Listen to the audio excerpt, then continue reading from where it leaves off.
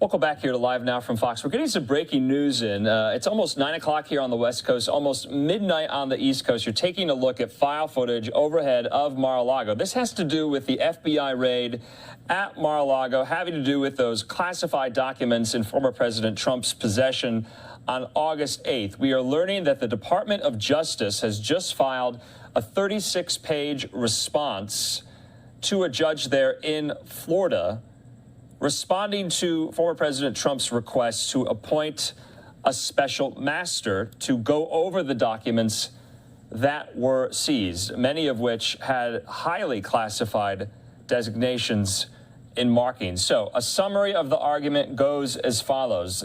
They say, the Department of Justice, that the plaintiff's motion to appoint a special master, enjoin further review of seized materials, and require the return of seized items fails for multiple independent reasons. It goes on to say, as an initial matter, the former president lacks standing to seek judicial relief or oversight as to presidential records because those records do not belong to him. It goes on to say the Presidential Records Act makes clear that the United States has complete ownership, possession, and control of them.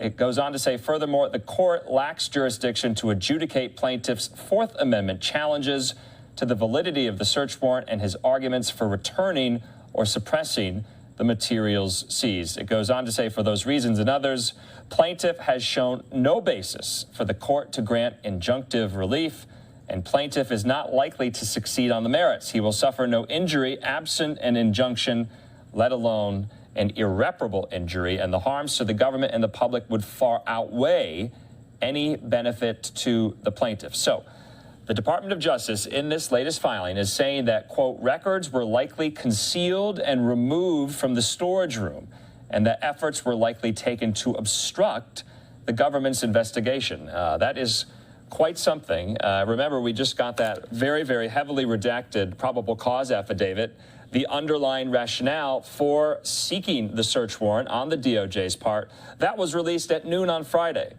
And of course, we had known that President Trump, former President Trump rather, wanted a special master, kind of a third-party interlocutor to go over the seized materials to see what could possibly be returned to the former president, if any contains, attorney-client privileged information.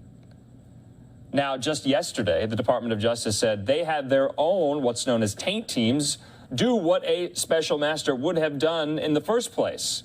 And so now the DOJ is filing this response to the former president's request to appoint that special master. Now, on Thursday, we had been reporting that a judge in Florida appointed by former President Trump will take up the case to decide whether or not a special master will be appointed. But today, former President Trump has hired the former Solicitor General of the state of Florida, Chris Kise, as his legal representation. And so this is pretty stunning, breaking stuff right now.